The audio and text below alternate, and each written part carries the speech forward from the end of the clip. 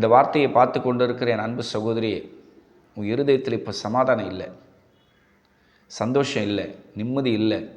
உன் இருதயத்தில் பயங்கர குழப்பத்தோடு, கடுமையான மன அழுத்தத்தோடு, கண்ணீரோடு இருக்கிற என் அன்பு சகோதரி, ஏசப்பா உன்னோடு பட்சமாக பேசுகிறாருமா. உன் இருதயத்தில் தேவ சமாதானம் ஆளக்கடவுது. கொலோசியர் 3:15 வசனத்தின்படி இன்றைக்கி இருதயத்தில் சமாதானம் இல்லாமல் அழுது கொண்டு இருக்கிற ஒவ்வொரு தேவனுடைய பிள்ளைகளை கர்த்தர் ஆட்சி தேர்ச்சி தைரியப்படுத்த பெற, உங்கள் இருதயத்துக்கு வேண்டிய அனைத்து தேவ சமாதானத்தை கர்த்தர் இன்றைக்கி கொண்டு வந்து உங்களுக்கு கொடுக்க போகிறார். உங்கள் இருதயத்தை இப்படி கை வைங்க. ஏசப்பா, இந்த இருதயத்தில் சமாதானமே இல்லை ஆண்டவரே, வெகு நாளாக இந்த இருதயம் ஆண்டவர் உடைக்கப்பட்டிருக்கு ஆண்டவரை. பல பேர் என் இருதயத்தை புண்படுத்துகிறாங்க. ஒரு சில பேர் காரணம் இல்லாமல் என் இருதயத்தை புண்படுத்துகிறாங்க.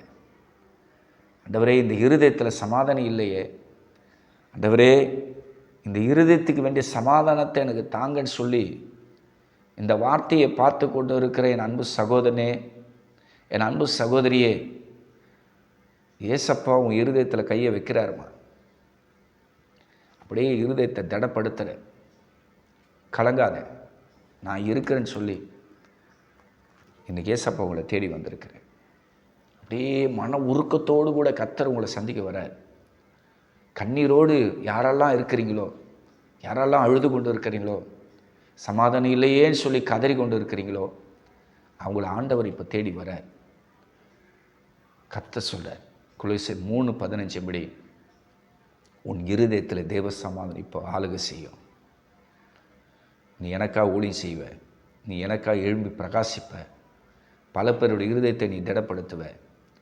இன்றைக்கி உன்னுடைய இருதயத்தை நான் ஒட்ட வைக்கிறேன், அதை சமாதானத்தில் நிரப்புறேன்.